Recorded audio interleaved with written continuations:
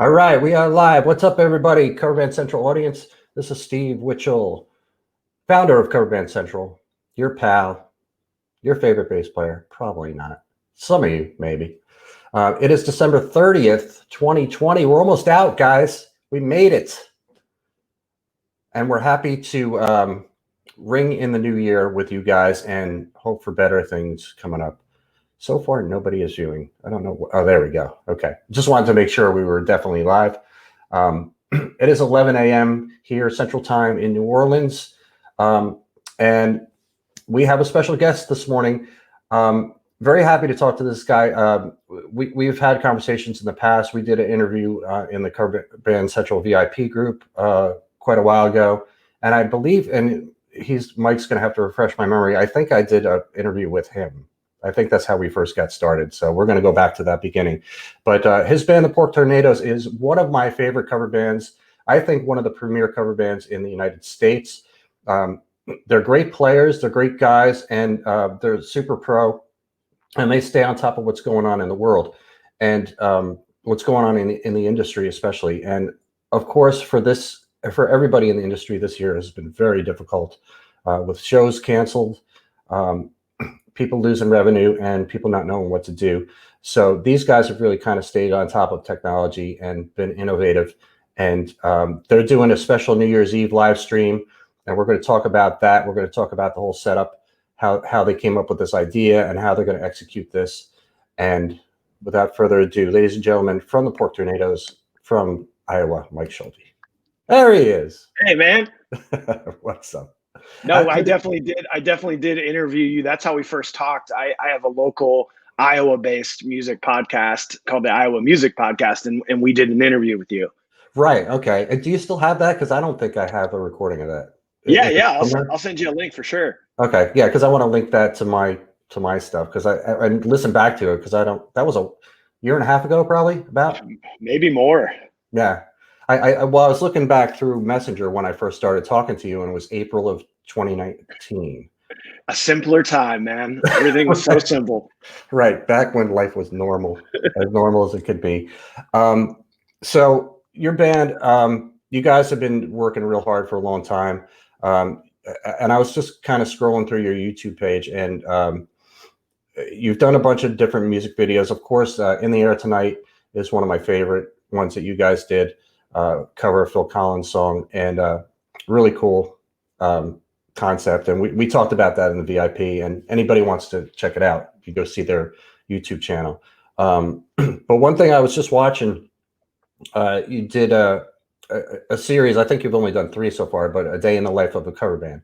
And I watched number 3, and it was you guys did a show at the Paramount Theater in Cedar Rapids, Iowa, sold out show, and you did like a whole day in the life of that thing of driving to the gig, setting up, doing sound check, and then shots from the show and little interview footage there interspersed.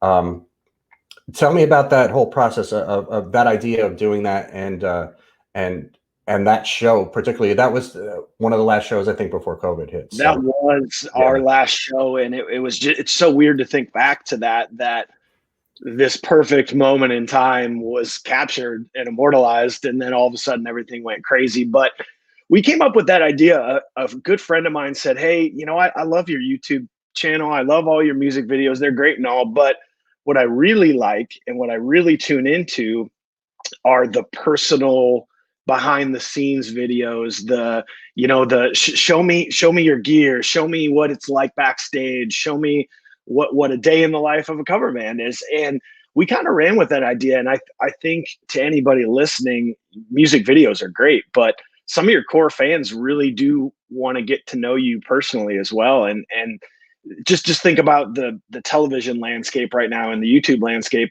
It's just videos of people talking or behind the scenes things in their house. And it seems to be the thing that'll capture attention. So we found that people really love that stuff.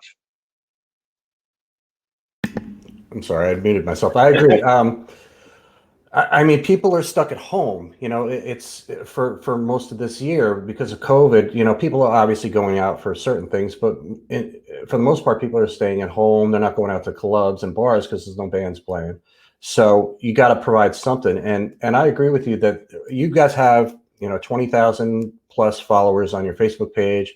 I think more on your YouTube page. And you're right. I mean, those people, they like you. They like you as people. They like, and they want to. I think a lot of people like to live vicariously through that. A lot of people are want to be guitar players or whatever. So I love that you provide that. When you were shooting it, some of the camera stuff was really great. Like some of the interview stuff. What were you using? Just like iPhone or? In that entire series, I used a GoPro. We've got 3 full episodes, and it's just a GoPro on a stick. Believe it or not, the newer models have pretty decent audio. They've got pretty good camera video quality as well, and it's easy to just carry around and just, I need to shoot something, and boom, boom, boom. And then the rest of it, there's some live footage there that was all professional. We had a professional videographer with us that day that shot the live stuff. But if you got somebody in your band that has any remotely small talent at putting videos together and editing on a program, it's so easy to do that. I think the hardest part is just remembering to film things. Right. Yeah. The GoPro quality of that camera is outstanding. It's I mean, it's so sharp and crystal clear. It's high definition. Fantastic. And you can record in 4K now on GoPros. It's insane. So you said you had a professional crew and you sold out Paramount. How many people was that? That is a local theater from the 40s around here that they renovated. It's 1,800 seats in that place. Yeah. Yeah, any place called the Paramount. There's Paramount places anywhere. Is usually an old theater, and usually pretty big. Like it's gorgeous. It's gorgeous. Yeah, I love the whole behind the scenes, doing the sound check, and you guys talking about the view and the feelings you get from seeing that audience and seeing that view. It's got to be really inspiring from stage, even back behind the kit. I would imagine, especially behind the kit, because you're up elevated a little bit. I still look at photos and videos and just kind of like get lost in it because, I think we've had this conversation as many people in the cover band world were probably in an original band at one point and always had this dream of making it and being a professional musician and being the next thing. And, when it doesn't work out, like many people, I just stopped playing. I'm an adult now and I don't do anything. And when I fell into this, I used to hate cover bands. I mean, come on, cover bands, the most talentless hacks on the planet. And people are out there in droves going to their concerts and they don't appreciate real art. But man, I'm so lucky that I fell into this world and, being able to live out dream musical moments by being in a cover band. I would have laughed at you if you told me that 15 years ago. Right. That's funny because I started out, playing covers and then got into the original music scene. And that was, it was a big deal and we did pretty well. But then, a decade later, it was all about the covers and yeah, I can see it like the purists out there think like, oh, you're not a real musician if you're playing covers. Well, yes, yeah. And I get it. And I welcome those conversations. We have a very cover band versus original band world here in Iowa. It's very combative and I welcome it. I think I appreciate all music and I kind of wish everybody did, but unfortunately there's this stigma sometimes on cover bands. Now, there's some comments here. I don't know who this is, but Facebook user says one of the best cover bands in the country. Know them all well. Say hi, hey to Mason and Corey. I will. Well, don't know who it is, but I'll say hi for you. I don't know who it is either. We're on StreamYard here. It is on Facebook, but we're broadcasting on StreamYard. So if you want to comment, just allow StreamYard to show your name, so we can call you out by name. Another Facebook user here says, "Great to see you, fellas." Keith D. White says, "Thanks for the cover band props. Love the outlook. That is the way to go." And Daryl James is from California, says hello. That's not Daryl James in that picture. I was gonna say the dude's in the chat, man. Dude abides. So for people who have not heard of your band, let's talk about the history and how you guys all started. I know we talked about this before in VIP, but a lot of these people never got to see that. So somebody just asked, what band is it? And they didn't read the description, obviously. They're called the Port Tornadoes. Cedar Rapids, Iowa is your hometown, yep. Correct? Yep. And I know you mentioned to me that you guys know Brent, who is a drummer that I play with here in New Orleans in one of my bands, and he plays all over the city. And I guess he was in the band before you.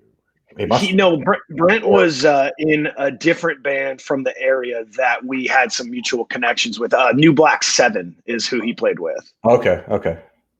So that's how you guys know each other. Okay. Yep, exactly. For some reason, I thought he played in the band. Again, Facebook user says, love your live footage. Always sounds great. I don't know if they're talking about my live footage or your live footage. Might be you, man. Might be. I've been doing this for a while, so hopefully I get the hang of this. But I mean, you guys, I'm sorry. Talk about your history in Port Tornadoes and how you guys all got together and got started. The band started much like any cover band starts. We founded 12 years ago, and it was just a way to play some of our favorite songs for our drunk friends at a bar.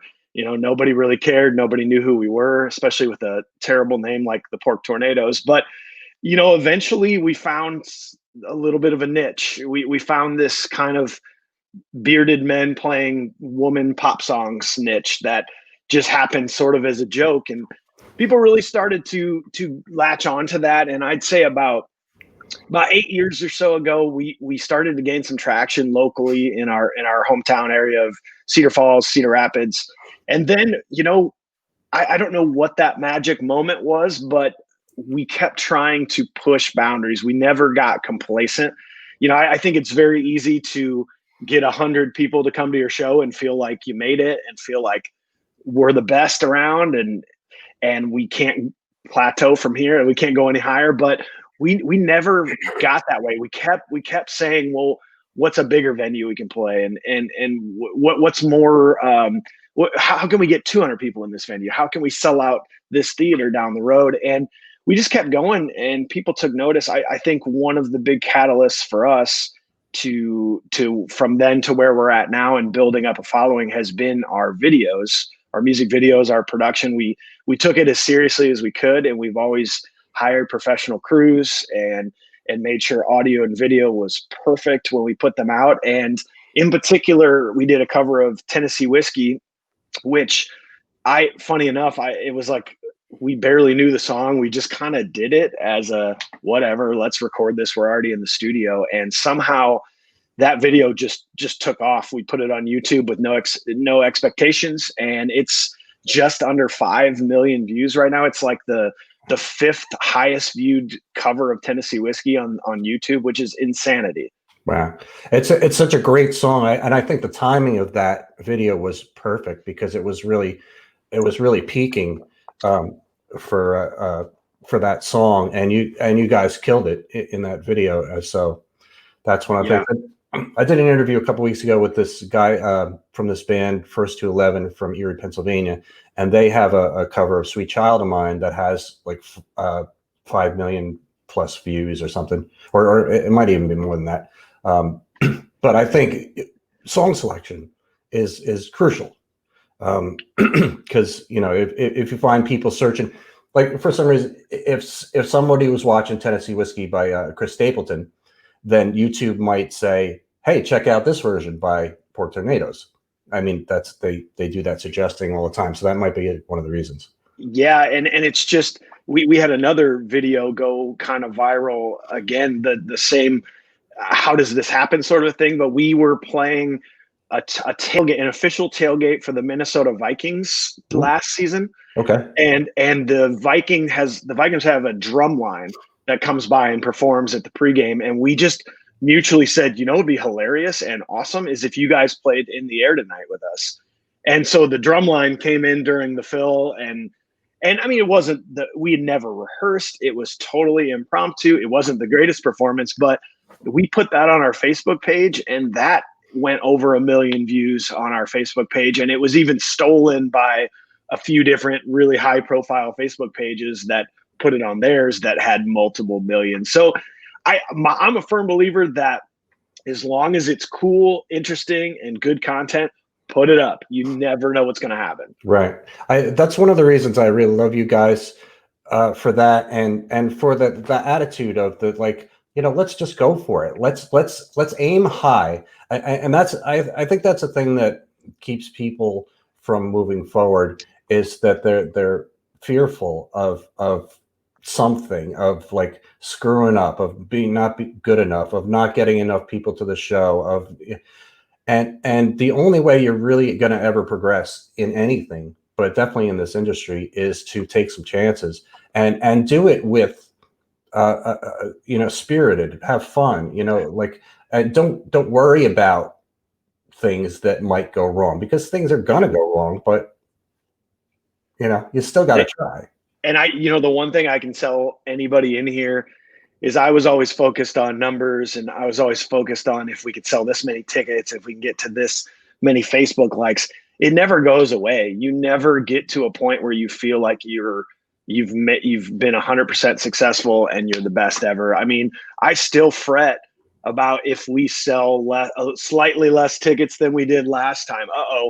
We're on the downfall. Like, nobody likes us anymore. And maybe that's just my overthinking, but if you're never complacent, you're never gonna stop. You're just gonna keep going, and you have to take those risks. And people know if it's authentic or not. If you're just doing it because you think this is what people want, or you're following a trend, they'll know it's not authentic. And you just got to do it from your heart and legitimately enjoy what you do. Yeah, and it's really clear that you guys do. And here, another Facebook user said, "You guys are killing it, Mike. The band sounds better than ever. Digging all the videos, doing it right." And again, somebody just said they don't understand why the name isn't coming up. You just need to allow StreamYard to show your name. There's a thing that you click on in the description here, and it will show your name. I want to read this thing here. Let me see if I can get it up.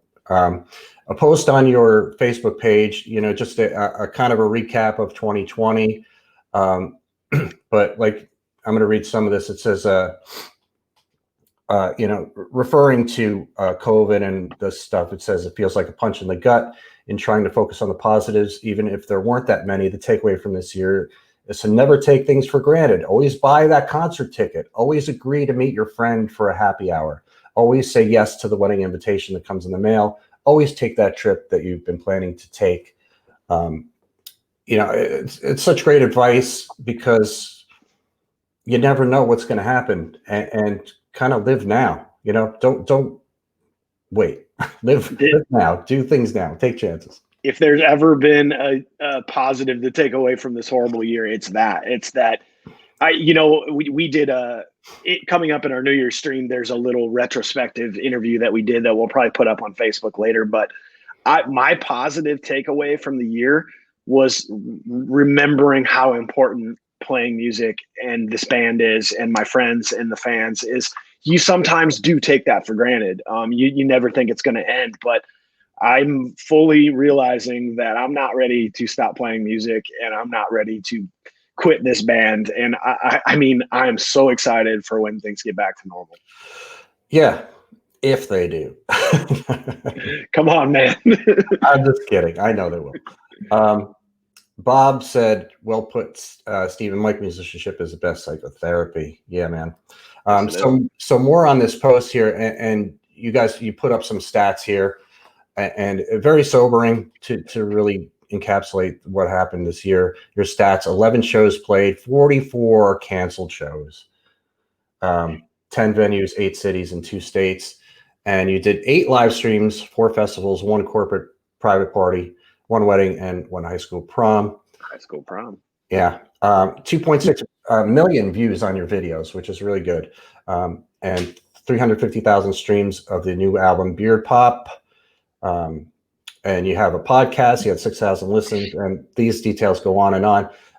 For to check this out, this is a post, the most recent post on the Pork Tornadoes Facebook page, so you can check out that stuff. The band is really good at staying in touch with the fans and keeping things light and keeping things fun, but keeping them informed too.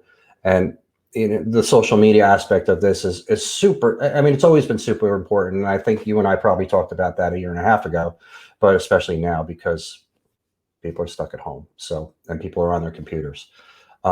So let's get into the live streaming, brother. I mean, I've been a proponent of live streaming ever since it was introduced on Facebook. When COVID hit, I got right on. I mean, the next day I got right on in CBC and I said, guys, this is what we need to do. We need to live stream and take tips and stay active, stay in touch with people, make a little bit of money, embrace technology. You know, you might not be good at it at first, but just try. Just keep doing it. You're going to learn as you go. And you guys, as evidence in that thing, you guys did a bunch of live streams this year. Talk about everything this year. And I saw that you did a charity one recently, and you made like $6,000 for a local charity. So, you know, here's the crazy thing is that the best part I think about 2020 is watching our industry learn and adapt and fully tackle this stuff. Because when live streaming was starting, back when COVID hit, I mean, it was a nightmare. We were all terrible at it, and we've basically had like a 4-year master's degree in technology in just a few months of COVID, and that's been amazing. So yeah, much like everybody else, we hoped it wasn't going to last very long, but obviously that's been proven wrong. So we knew we had to do something, and we didn't want to get together necessarily. So we re-aired a bunch of old footage that was never seen. We did a bunch of Zoom band live streams, including a band drinking game, which was really funny. And then we got together in June and actually did a full band, fully produced live stream where we made it free and we accepted donations. We were doing that throughout. Just this is a free live stream. Donate. We even had some local sponsors that knew we would have a lot of eyeballs on it, so they let us put their logo on it and play some commercials and paid. But where my head has been at the second half of this year is that we did our part as musicians. We provided some entertainment for everyone stuck at home. We helped get our name out there. We benefited from all these eyeballs, but the time is 100% over for like free online content. And I mean, this is my opinion. I know there are some that will really hate that and will not want to agree with that at all. But there's such a strong push for supporting local businesses and local restaurants and local bars and support. What about the local entertainment industry? What about the local bands, the people that make a living off of this? Music is so valuable that the general public's losing that. They're like, oh, there's going to be live streams. It's going to be fine. And what happens when things get back to normal and we want to start charging cover? People are going to feel that's too much money or something. And to think about paying $5 for a professional live stream, I just find no issues with that. And there are a lot of very famous bands and even locally, regionally famous bands that are starting to move to this ticketed live stream. And so we're 100% in on that. We are doing that tomorrow night for New Year's Eve. It's the only way in is you buy a $20 ticket to get in, and that's the only way. Right. I've noticed that, and I'm the same mentality. I'm bored with you. As soon as like this kind of the idea of the people sitting at home playing guitar and singing and doing a free live stream, when that started to kind of plateau and it started to kind of eke out a little bit, I was of the same mind. Like, well, this is going to be the new thing. Is going to be live streams, but either getting sponsorship or selling tickets or both. And then I started seeing it happening from major artists, like Melissa Etheridge was one that was doing it. I can't remember off the top of my head, but I saw a bunch of artists doing it, and I was like, this is the way we got to go. I mean, we in the industry, we've been talking about for so long, cheapening ourselves, like making $100 a gig. That conversation comes up all the time. Well, it's only going to change if we change it. If we do something, if we raise the bar. So bands like you guys coming out here and doing this and saying, well, this is something that we're going to do and we're going to make it work and we deserve it. And I'm hoping that other bands will follow suit and this will be the new trend in 2021, because I mean, things will get back to normal eventually, but it's not going to be tomorrow. It's not going to be in a month. It's going to take a little time. And in that time, other things are going to change too. And technology is improving, and people may rather stay home and get kind of still a visceral experience of a live show with headphones on and a big computer screen or a big TV. And on the other hand, bands and musicians have the potential to make more money and not have to schlep out to, an hour drive to some podunk bar and make, $100. So I really applaud you guys. I was so happy when I saw you post that you're doing this. I was really like, yes, that's the way to go. I'll tell you a few things. I definitely had reservations. I mean, you go from the one we did in June, got 40,000 views. At one point, 1,000 people were watching live. You're not going to get those numbers from a ticketed live stream. So that's a little scary to go, oh no, like, isn't it all about getting the most eyeballs? But here's the crazy part. We've sold nearly 300 tickets at $20 a pop. And where it's very interesting is I also thought sponsors would not be involved, because sponsors want the eyeballs. They want the massive amounts of views. But in reality, the way we sold to sponsors is we said, if it's a Facebook free live stream, nobody sticks around. 30 seconds at a time, gone. Maybe I'll come back later for 30 seconds and then I'm gone. This, if you pay for it, you are there 100% of the time to watch the full thing. So that was interesting that all of a sudden sponsors were like, yeah, we're in on this. If you can give me a captive audience, we're 100% in. And here's another interesting take on this is we pre-recorded this concert, right? It's to the scariness of doing a live broadcast and having technical difficulties for people that paid money is too much. I can't deal with that stress. So we pre-recorded, which allowed us to then mix and post and make everything perfect and sound great and look great. But here's the cool part.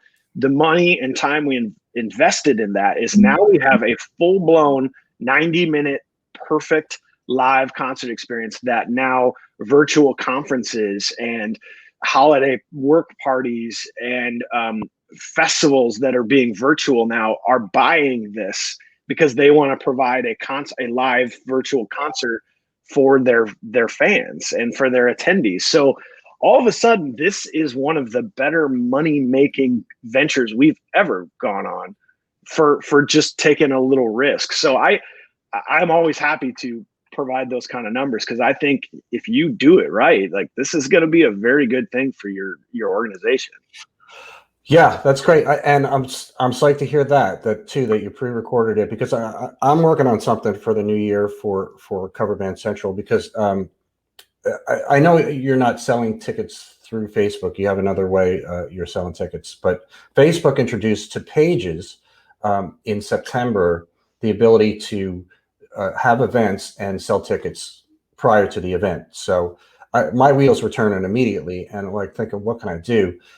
So I'm trying to get the right people involved here. I have the musicians. I'm trying to get a location and the right people to shoot it, but I'm going to do basically the same kind of thing: shoot live shows and pre-recorded, but then do an event and have it. It's live, and it's going to be kind of like a Live from Daryl's House show. Yeah. But live from New Orleans, and Live from Daryl's House isn't live. I mean, it's a live performance, but it's recorded, and then. So for your New Year's Eve thing, it said you're going to do interviews and stuff like that. So you're going to sort of that, I would imagine, is going to be live, correct? No, it feels live. It completely feels live. Okay. That was important for us. But the cool thing is the first hour is just interviews, special guest appearances from some B-list celebrities around the state of Iowa. And then there are 6 different bands around the state of Iowa that we are friends with that pre-recorded a show or have some unreleased footage that they haven't given out yet. And they gave us those songs to air as an opening performance. So this was a complete team effort. I mean, we had people friends of ours that submitted stuff, and we used some favors to get some special guest appearances, but it helps everyone out. It puts some notoriety into their name, and they're able to sit back and watch themselves. And so that's the first hour. And then the second hour and a half is our full concert with a countdown at midnight locally. Okay. So you did the countdown when you filmed it? Yes. And I'll tell you where it gets very hard is we had it perfectly timed out. Okay. That it would start at 10 o'clock and the countdown would happen at midnight. I had two problems. One, if you do a YouTube premiere, which YouTube premiere is great, you preload it in there and then it's already there. It's not streaming. And once that time hits, it starts.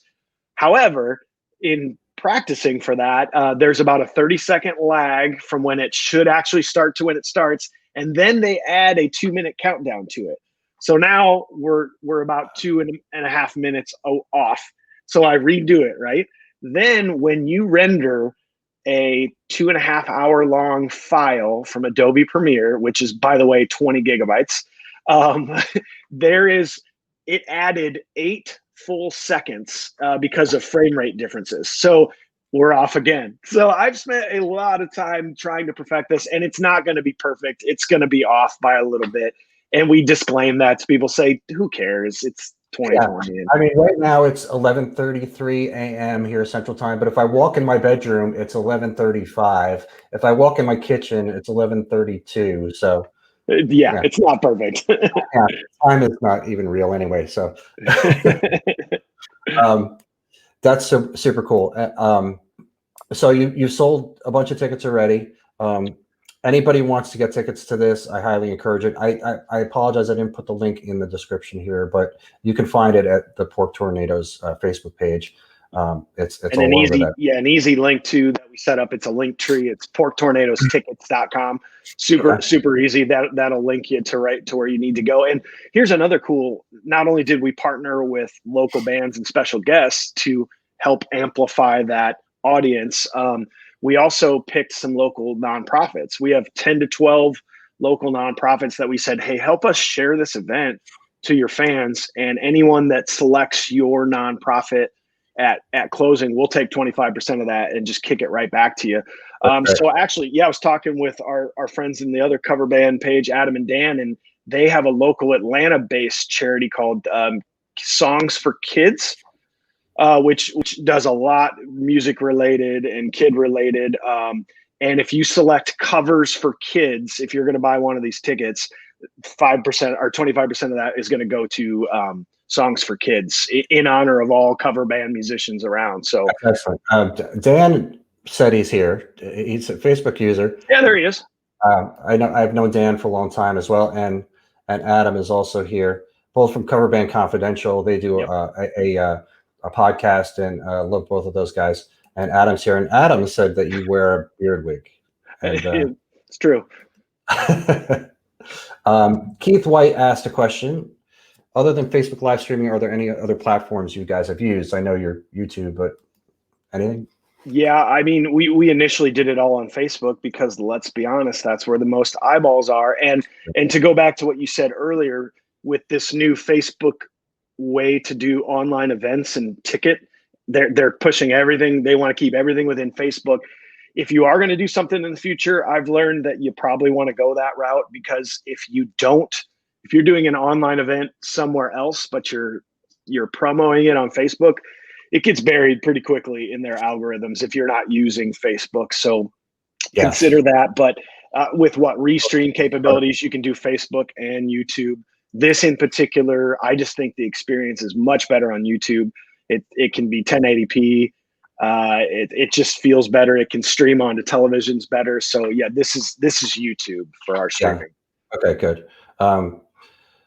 I know your website is Ezekiel asked anyone having issues loading the band website. I think it's a different URL. No, right? no, that is we must have gotten hacked or something, or my WordPress skills are not up to par. But our website has recently gone down and is unsalvageable. So the easiest way to do it is to do porktornadostickets.com, and that'll take you to the pertinent shows coming up where you can buy tickets porktornadostickets.com, or our Facebook has all that other information. I'm trying to, if anybody out there wants to help design a website for a little bit of cash and help me get it running, you know what? I'll hook you up with my guy. He's super good, super talented. I'll send you his info, and he always needs some work. And a great guy to work with. This is who's been with me for 2.5, 3 years now. I do CoverBandCentral.com. So I'm sure he could help you out, or at least give you some tips. But yeah, all those links are available from your Facebook page and your YouTube page. Something else on your YouTube. You have you've been doing podcasts too, that I see here on the YouTube page. Yeah, we've been doing a lot of podcasts. We have here's another thing, another tip for you guys moving into the new year. To go back to our earlier conversation about people wanting to get to know your band better. I don't know why more bands don't have podcasts. I mean, we have one. We release an episode like once a month we usually record them before or after a show, and people really dig into that. I'm a guest quite often on Cover Band Confidential with Dan and Adam. They have a good resource page there. I also started a new podcast called Confused Breakfast, where we review classic movies from the 80s, 90s, and that's been going really well. What else am I going to do with my time right now? I have nothing but time. I mean, that is a good question, why other bands don't do podcasts. But I ask myself that same question all the time with why don't other bands have Facebook groups? Why don't other bands have Facebook pages? Why don't other bands put up content all the time? And I mean, there's various reasons, because they don't know what they're doing, because they're not motivated, because they don't think it'll help. And it's been a big part of my mission with Cover Band Central, is to kind of educate people on how to do all this stuff, and to show them why it's beneficial.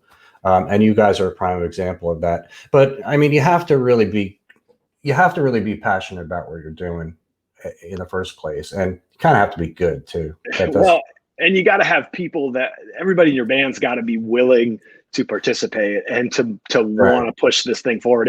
If you got somebody who just like, I don't really care, you're probably not going to be able to implement all these things. Think about when we showed up 3.5 weeks ago to record this New Year's Eve live stream without even selling any tickets. It could have been, we paid $3,000 to all of our team and our production and our rental to do this without knowing we're going to make any money. That takes a commitment from everybody involved to going, well, we might lose money if we do this. So yeah.